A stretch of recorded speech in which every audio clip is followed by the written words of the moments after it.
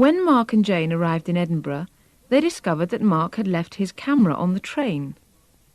At the Lost and Found office, he has to fill in a lost property form.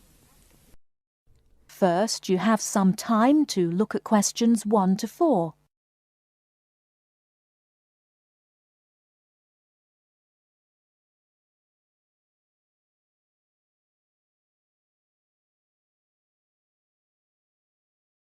Now we shall begin.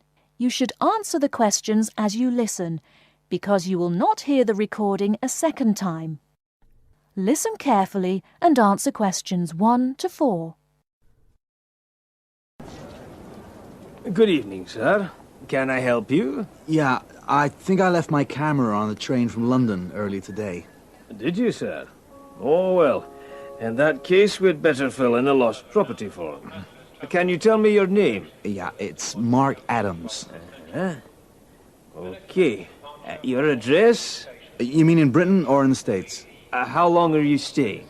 Oh, I've still got a few months in Britain. Okay, then. Can you give me your address here? Right. It's 21 Thames Drive, Leigh-on-Sea. That's Leigh on Sea, Essex.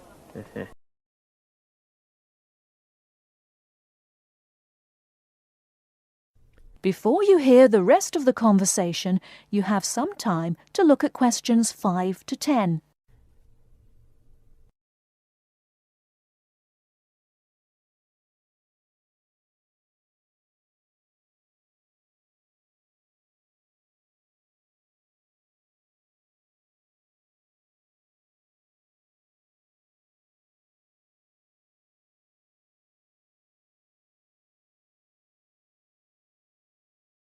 Now listen and answer questions 5 to 10. Do you want the phone number? Yes, I'd better have that. Okay, 0702 35211. Thanks. And you say it was a camera. What make and model? It's a Ricoh. Ricoh. How do you spell that? Ricoh. Okay, got that. Now, you say it was the London train. What time did it arrive in Edinburgh? At 4:55 this afternoon. Exactly on time. Well then, if we find it, sir, shall we phone you? No, I think I'll drop in the day after tomorrow to check up. Right you are, sir. We'll do our best.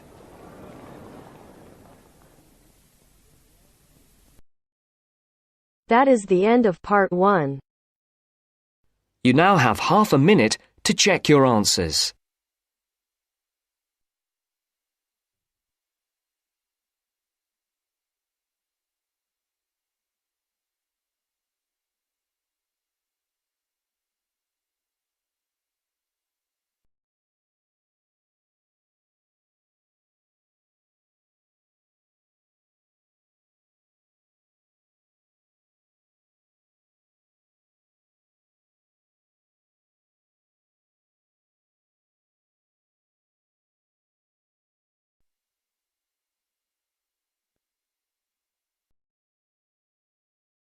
Now turns to part 2. Part 2. First, you have some time to look at questions 11 to 17.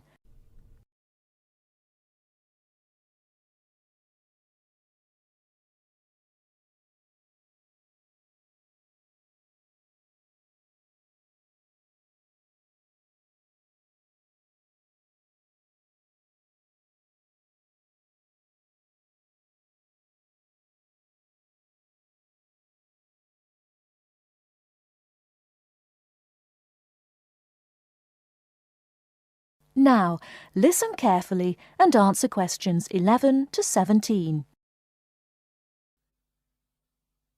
Good afternoon, everyone, and welcome to this short talk on the subject of fireworks.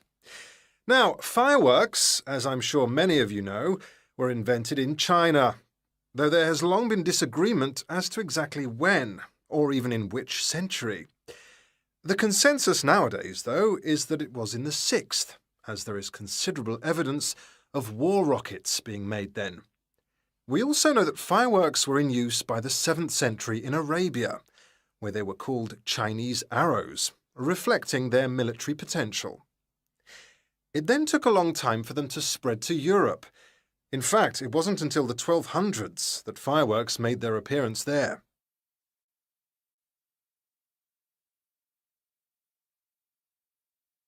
The basic ingredients of fireworks have changed little to this day. Their explosive capacity comes mainly from black powder, also known as gunpowder, which is produced from a mixture of charcoal, sulfur, and potassium nitrate. A modern aerial firework, the kind used nowadays in big public displays, not the small rocket type that you might remember from your childhood, is normally made in the form of a shell, often a sphere about the size of a peach. Inside the shell are a number of stars, surrounded by black powder, and running through the centre of the round shell is a charge that makes the firework explode when it reaches the desired altitude. This is known as the bursting charge. When this explodes, it ignites the outside of the stars, which begin to burn with bright showers of sparks. Since the explosion throws the stars in all directions, you get the huge sphere of sparkling light that is so familiar at firework displays.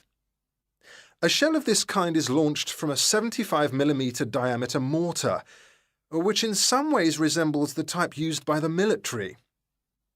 The mortar is a steel, or increasingly for safety reasons, shatterproof plastic pipe. This is likely to be 500mm long and sealed at one end. The other end is aimed at the sky, and at the bottom of the pipe, below the shell, is placed a cylinder containing black powder. This has a long fuse, which projects out of the tube. When this is lit, it quickly burns down to the lifting charge, which explodes to launch the shell. In so doing, it also lights the shell's fuse.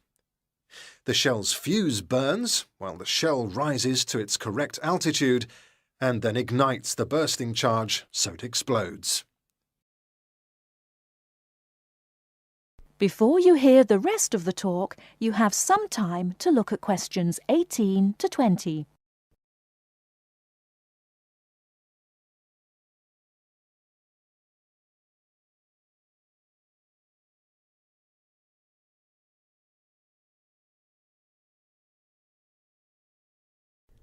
Now listen and answer questions 18 to 20. More complicated shells are divided into sections and burst in 2 or 3 phases. Shells like this are called multi-break shells. They may contain stars of different colours and compositions to create softer or brighter light, more or less sparks, etc. Some shells contain explosives designed to crackle in the sky, or whistles that explode outward with the stars. The sections of a multi-break shell are ignited by different fuses, and the bursting of one section ignites the next. The shells must be assembled in such a way that each section explodes in sequence to produce a distinct, separate effect. The pattern that an aerial shell paints in the sky depends on the arrangement of stars inside the shell. For example, if the stars are equally spaced in a circle, with black powder inside the circle, you will see an aerial display of smaller star explosions equally spaced in a circle. To create a specific figure in the sky, for instance a heart shape, you create an outline of the figure in stars inside the shell. Then you place explosive charges inside those stars to blow them outward into the shape of a large heart. Each charge has to be ignited at exactly the right time, or the whole thing is spoiled. Many other shapes have particular names, like the willow. This is formed by stars that fall in the shape of willow tree branches, spreading a little to the side and then downwards. The high charcoal composition of the stars makes them long-burning, so they may even stay visible until they hit the ground. The ring shell is fairly basic. It is produced by stars exploding outwards to produce a symmetrical ring of coloured lights. More complex is the pattern created by the palm, which contains large comets or charges in the shape of a solid cylinder. These travel outwards, explode and then curve downwards, like the limbs of a palm tree. The serpentine, the last one for now, is different again. When this one bursts, it sends small tubes of incendiaries scattering outwards in random paths, which may culminate in exploding stars. It can be quite spectacular. That is the end of part 2. You now have half a minute to check your answers.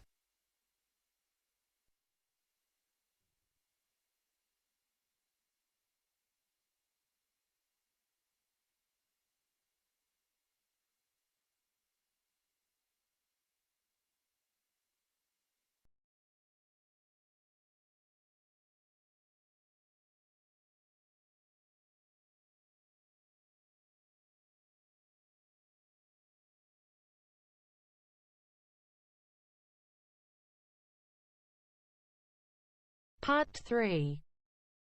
As part of our lecture series on everyday health issues, today's talk is on tiredness. We shall look at the main issues in turn, as well as some of the main research that has been carried out in this field. First, you have some time to look at questions 21 to 26.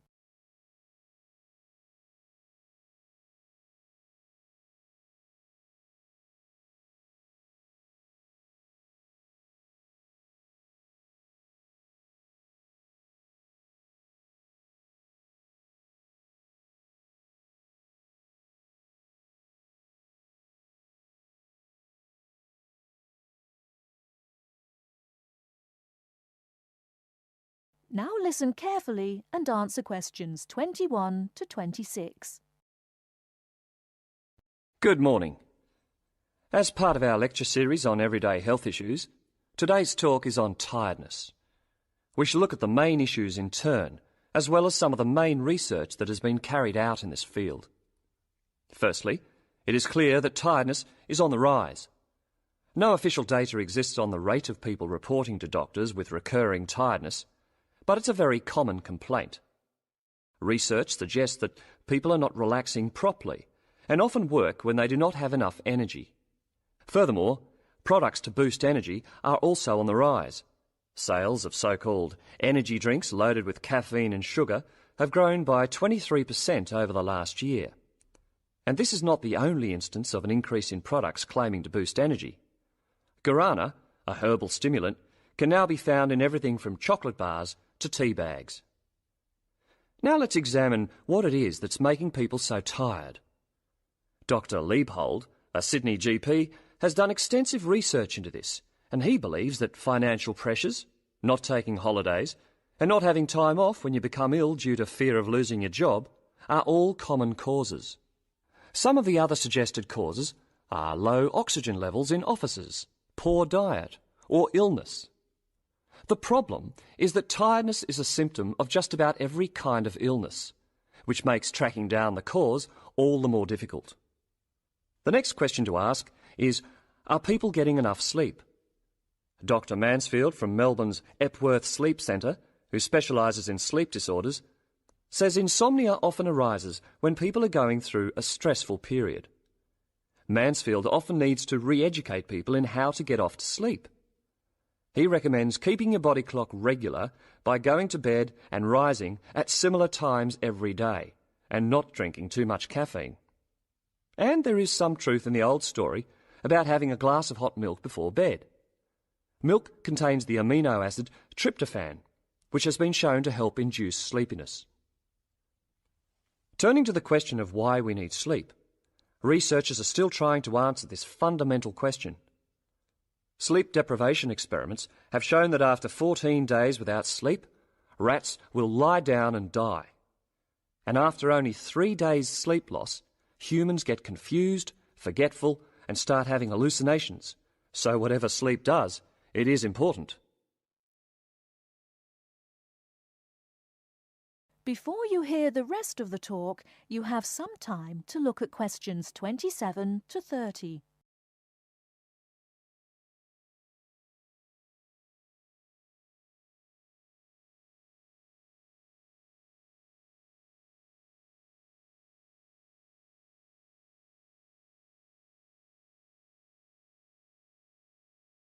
Now listen and answer questions 27 to 30.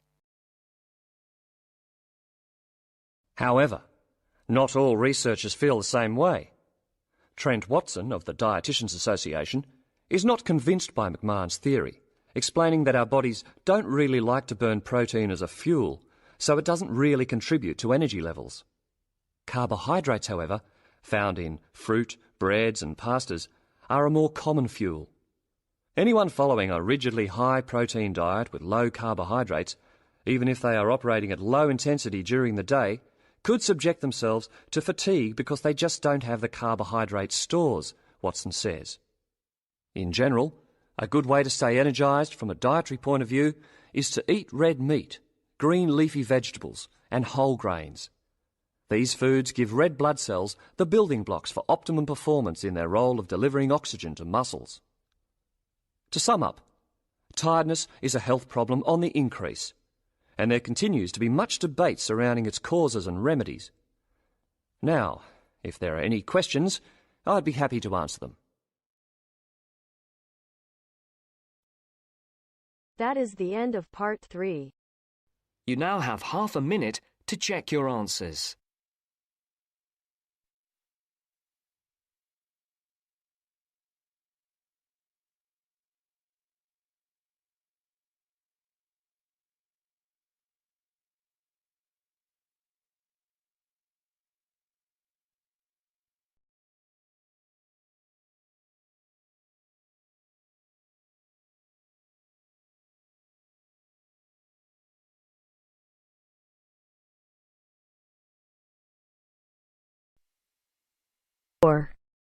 Part 4. You are going to hear a lecture about dorm rooms. First, you have some time to look at questions 31 to 40.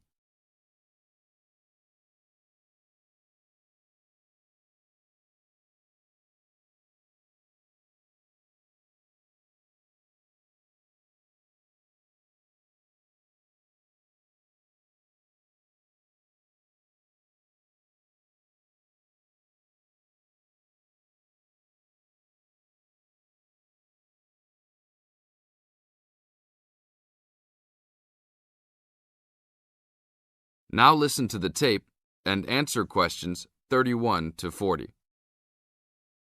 Welcome to your new home for the upcoming year. These dorm rooms are among the best in the nation and are the newest ones at this school. So I hope you will all learn to appreciate them and take good care of all the facilities here. I am Gina, and I will be residential advisor in this building for the year. Today I am going to tell you about some of the programs and facilities that are available to you. I will also be telling you the rules that everyone is expected to abide by. I will be asking you to give me your full attention for the next few minutes. I will first tell you about the facilities that are available to you. The dining facility is located on the first floor of the building. It is open 7 days a week from 7 a.m. to midnight. All the food offered to students is freshly made every day, and my own opinion is that the food is actually quite good. Feel free to come and grab a banana for breakfast or sit down with a group of friends for dinner. Although your meals are served buffet style, please do not waste food. All students are expected to clean their own tables after meals. In the basement of this building, there is a gym and recreational hall. The gym has workout equipment such as treadmills and weight sets. In the recreational hall, there are ping-pong tables and a pool table for student use. You must sign in when using this equipment, and you will be held responsible for any damages or losses. The gym and recreational hall are open daily from 10 a.m. to 10 p.m. There is a kitchen located on the second floor of this building. Your dorm key will open this door. Inside there is a refrigerator, a microwave, an oven, and a stove. This room is open 24 hours a day, 7 days a week. If you decide to cook a meal, please be considerate to all the students and clean up after yourself. You can use some food in here, but please do not make a mess. Some students do end up having their food eaten from the fridge, so be careful. Don't leave anything that looks like it tastes really good. Do not leave pots and pans lying around in the kitchen. Please store these in your room. There are many programs being sponsored by our building this year. One of the most popular is our Saturday morning outings. In the past years, these trips have included going fishing, hiking, cycling, ice skating, and even going to the beach. There will be a listing of scheduled events coming out soon. The university sponsors these trips, so transportation will be provided. However, there are usually some costs associated, though they are usually minimal. Our building also has a volleyball team. All students who live in this building are welcome to join. Last year we won first place in the dorm league. Please sign up at the front desk if you are interested as soon as possible, as there are only 20 spaces available based on a first-come, first-served rule. The last things I want to talk about are the rules of our building. I know rules can be boring, but they are necessary to ensure the welfare of everyone living here. First, noise levels must be kept to a minimum after 11 p.m. Many students have early classes, so for those of you that have the luxury of sleeping until 10, please don't stay up late making lots of noise. Secondly, all visitors must sign in at the front door. Even if you have friends that are regular visitors, they must still always sign in. This rule is to prevent theft and robbery from occurring. Thirdly, alcohol and drugs are not permitted in this dorm in any place or at any time. Lastly, just be safe and have a great time. University is the greatest time of your life, so make the most of it. Thank you all for your attention. That is the end of part 4. You now have half a minute to check your answers.